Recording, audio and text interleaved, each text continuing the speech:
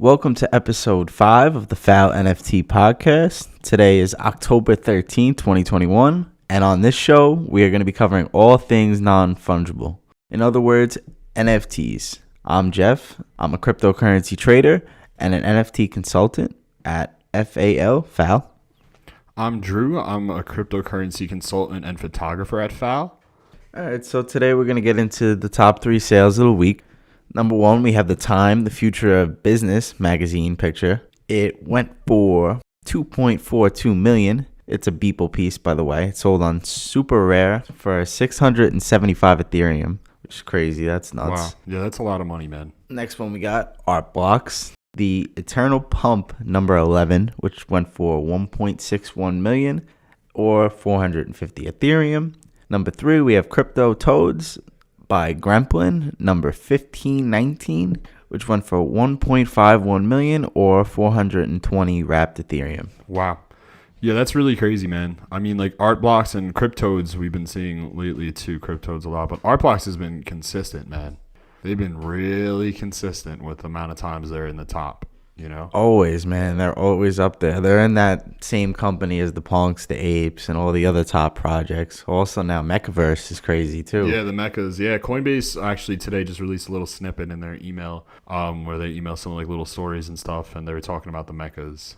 Yeah, they look pretty cool. They look pretty cool, honestly. They have a good design. The art is cool, and people were already paying 7 Ethereum before they were released. Yeah, and it kind of also reminds you of like the Power Ranger mechas, you know? Like I think it's specific to our generation, like us, you know, like the mid-20s and 10 years above too. Like it means something in a lot of ways where it's like, oh shit, like those are like the ones like either the Transformers or like the mechas from Power Rangers, you know? Like these are all things that we saw like in our childhood now that can even be used as either, you know, as some type of like collectible. Like it's really cool. It changes. It's bringing a lot of what's familiar to us in like the art world, the traditional art world, quote unquote, into the NFT space, and truly shows how limitless the space is. Do you think that people are gonna have more of a demand for that type of thing, like an action figure NFT, as opposed to the profile picture? Because they kind of do look like Transformers, the Mechaverse. Yeah, I think it will have a different. I think the one great thing about NFTs is like you can theoretically reach every possible. You can have any type of target audience. It's all based on like what the project is. So, you know, with something like this, it's gonna be people that, for example, collect like a lot of the. I'm forgetting the name. It was the big robot show, Gundam. Gundam, like yeah. People that collect like Gundams and things like that. Like I think a lot of people that are in the collectible space in that area will get very big into things like this. You see it with VV too. That's another one that's doing the same type of thing. Digital action figures. They have Marvel, DC, couple movies, Ghostbusters, Back to the Future, and they have all the digital licensing, and people could put these things into AR, VR. Which is another cool feature of NFTs, which is basically like Photoshop, but more realistic. Yeah, it's really cool. I think it'll go to a lot of like collectors pretty much too. Anybody and comic collectors too. Anybody who's like in that space, I think will appreciate that. But you want to go on to our first topic? Yeah, so we're gonna cover Coinbase is launching an NFT marketplace and a social feed at the end of this year. So Coinbase moves closer to launching a long-awaited NFT platform. Can it compete with OpenSea, though? That's the real question. I mean, part of it I think we need to look at, too, is like, and of course we can't tell this yet, but I think just knowing Coinbase is like basically centralized in a lot of ways, I think it's a different discussion. I think a DEX versus like a centralized exchange, I think it's going to fall into that type of versus. I don't know if it'll overtake OpenSea. But I think it's opening up another, similar to how Binance did it. It's opening up another category of NFT exchanges, like in the sense of like a centralized NFT exchange. I think it really depends on how they institute it, what their rules are, what they use too. I mean, like I'm wondering if they're going to use straight out of your Coinbase wallet, which that for the US specifically could be amazing.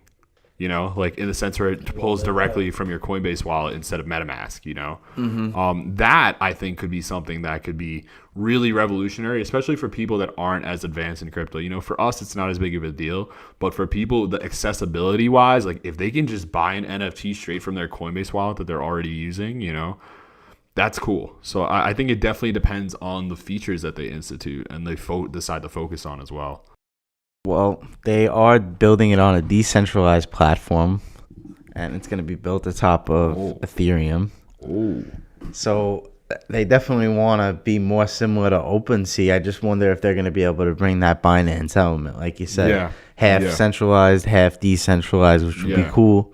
I know they are in agreement with not agreement with the government, but they are complying with the U.S. government, and they're trying to be the good guys, I guess, and do everything legitimately by the book. So if it comes out that like they need to start monitoring NFT sales, I feel like Coinbase is not gonna be like the OpenSea model. Like they're not gonna let no KYC run on there. Yes, I do agree on that, and that's where I think it comes, and that's part of where it's like the discussion of whether it's centralized, decentralized, or it's like a kind of like you said, like a merger of the both ideals. You know. I also agree. I think if they were to institute it, even though they say they're looking to build on top of decentralized marketplace, if Coinbase is controlling it, and depending on how they do it, especially if they do something like that, that's kind of like a hybrid centralized decentralized feature. But either way, I think it's a great thing for the NFT community specifically. This is a great thing because this just means more money is going to be more easily accessible to get into the market, the NFT market. Yeah, and I like that they want to add a social aspect to it too. You know, Twitter is cool. I know Twitter's coming out with the NFT verification like we were talking about a couple weeks ago, which is all great. But now there's some competition here. Now, who knows what Coinbase is going to launch? Yeah, and I think that's where it's like really seeing how they logistically institute it. And also, let's keep in mind, if they're building it on ETH, they're going to run into the short-term problems of gas fees too. But more than likely, when did they say they wanted to launch this by? Did they give it end time? Of the year? They don't have a specific date, but they want to have other blockchains on it by the beginning of 2022. Yeah. So I'm assuming that this is going to be on Ethereum until the end of the year. People will have to deal with those terrible fees for a little bit, and then it'll sort itself out when they start bringing the Solanas, the Cardanos, and everything else. I think that's where. So now this is where I think they could definitely win. If they bring in the aspect of being an NFT exchange for multiple blockchains, if they were able to do that somehow, because I think if anybody could do it, it would be either Coinbase or of course Binance. You know. But Binance has a reason not to do it because they have their own smart chain. Coinbase doesn't have their own smart chain, right? So they're, from a business perspective as well, it would actually benefit them to take it to kind of like allow the selling of multiple on multiple blockchains. Of course, like I know from an actual logistical programming perspective, that's an immense challenge. But if they're already potentially, you know, like working with these projects too, like they already have it available for trading, you know. I just think it would be a great opportunity. Nobody yet has really provided that type of all-around universal NFT exchange yet. I think nobody has. That's a crazy thing. Yeah. FTX, another story that we have to cover today. FTX US is launching an NFT marketplace, and they're kind of doing the same thing as Coinbase, but vice versa. They're launching on Solana, and then they plan on later having Ethereum available. So they are also doing the same type of thing. So you're going to see that competition come through. And who knows, Sam Bankman-Fried, he's an impressive guy. He's got $22.5 billion. Yeah. He's been making moves. He's been making moves. He's got the partnership with Tom Brady, who now has Rob Gronkowski on his platform, which is... Yeah, man. Which is even crazier. I mean, Rob Gronkowski already made $1.6 million in Ethereum earlier this year for his first NFT launch. Now he's planning to launch on Autograph, and those NFTs are minted on the Polygon Layer 2 scaling solution for Ethereum. So I think FTX will end up implementing Autograph autograph early because they have the partnership with them. Yeah. Tiger Woods, Derek Jeter, Tom Brady, Tony That'll Hawk. be big, man. I mean, the sports collectibles community is already a big community with a lot of money in collectibles, so it fits right in hand, you know. FTX has the celebrity pool that a lot of other places don't have. They have the partnership with the Miami Heat now. They also have the MLB partnership. No, it's true. Yeah, they're also naming, I forget which college stadium it is, but where they play the Rose Bowl, I think they're naming it FTX Stadium. They bought naming rights for like 3 Was that in stadiums Miami? this year. Was that one of the ones in? No. Putting FTX on every possible place they could put it on, and it's crazy. Yeah, I mean, he's from a branding perspective, it's genius. He's moving quickly and efficiently, and he's building it very, very. I mean, like even acquiring, like, I know this is less NFT related, but Ledger X, when they acquired that, like, which allows for crypto options even here in New York. That's a big move, man. They're doing a lot of big things, and that's why it's like them entering the NFT space. I think also you're right. I think this is going to put pressure on Coinbase to do the same thing.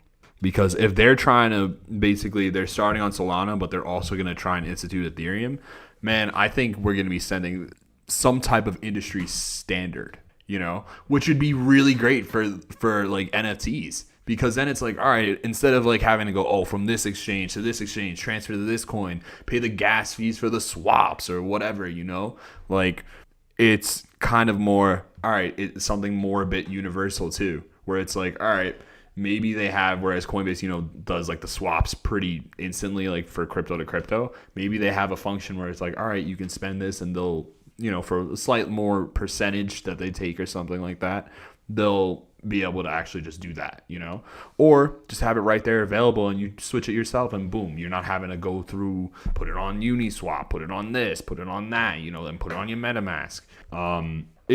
It's really cool. Yeah, I like seeing that competition, man. MetaMask is definitely leaving the door open for other platforms to come up and close in that gap, because all I see on Twitter is how many people are getting hacked, who's getting robbed, who's phishing. Yeah, the scams are pretty Discord crazy. DMs are not safe. Don't open them. Don't even open them. I mean, I know they may be offering you $1 million, but I still wouldn't open. Yeah. Definitely don't sign anything from those DMs on dangerous your MetaMask. dangerous game to not play. Sign anything, because there are people sending off God knows how much and getting screwed. So we definitely don't recommend signing anything. You want to move on to our next topic? So the next thing and our final topic, we got Mark Cuban's backed Alethea AI is expanding further into the crypto assets market with its most recent product offering. On Tuesday, they displayed a pudgy penguin chatting with a bored ape. So what they do is AI company, machine learning, they program NFTs to speak to each other and have personalities of their own without anybody having to choreograph that. So it's interesting to see where this is going to go, because eventually you could have people in the metaverse that aren't really people. They're just AI. Yeah. That's really cool. This is from specifically an artificial intelligence standpoint. This is awesome, because part of what you need to do is you need to create the parameters for these AIs to actually be able to think and make it, because part of that deep learning is making decisions based off of the information that the artificial intelligence, the AI, has, right?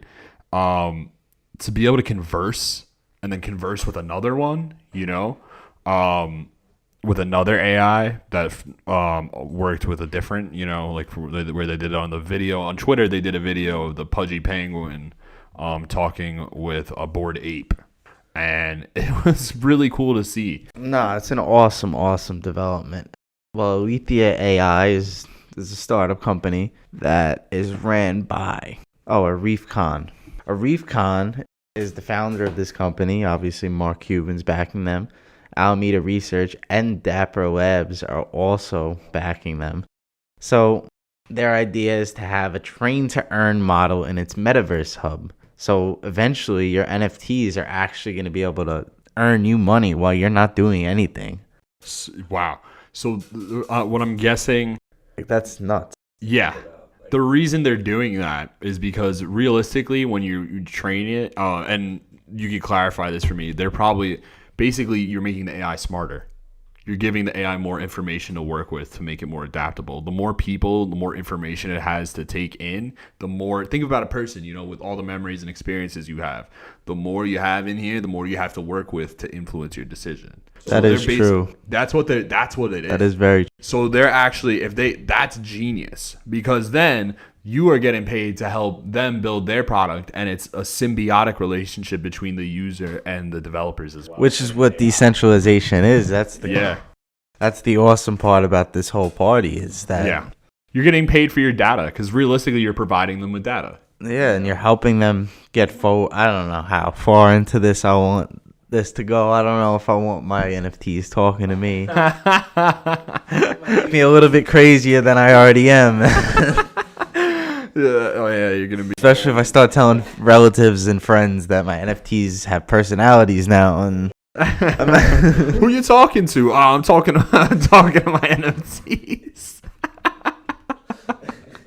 Yeah, man. No, but it's so cool. Like, that's crazy because they're really creating like a symbiotic. I'm glad we moved past imaginary friends. Yeah, man. But this is like, you know what's gonna be crazy? There are gonna be kids of 20 years from now. There's gonna be kids talking NFTs. I guarantee you. I just think AI is going to get to a point where it's like you're going to be able to put it in almost anything. That's like blockchain and AI are both something that is going to change our future. And honestly, like the AI part is always interesting too, especially when you see its intersection with blockchain, because it's like, whoa. Like, and think about it, man, like the potentials this could potentially, provide, like basing their personalities off of their attributes, right? Yeah, the percentage based. That's the crazy thing. I mean, that's just the start of it. I didn't even think about that. Yeah, I guess that is the groundwork that needs to be laid, is the attributes. Man. Now, personality trait. Eventually they'll be able to like maybe use those and be like, all right, this personality trait. Like, of course, it's probably not there yet, but like realistically, that can make, like, if we want to see NFTs come to life, I just think we're going to have so many ways to really see these things come to life. That's why I always say the potential is limitless. Oh, absolutely. It just depends on what somebody could build into it. Yep. Yeah, man. It's pretty crazy. Like, I can't wait to see it, to see what they do with this. Well, like always, guys, thank you for being here, and thank you for tuning in. You can follow me on Twitter at CryptoHefe720, and you could follow Drew on Twitter at Drew Feliciano. You could follow the official FAL Crypto Consultants Twitter at CryptoFAL. FAL is a one-stop shop for all your cryptocurrency needs. From answering questions for new people to bigger institutional clients, we're there for you. Our team houses a wide array of cryptocurrency experts. Go to CryptoFAL.com. That's CryptoFAL.com to learn more. Thanks, guys. Have a great day, guys.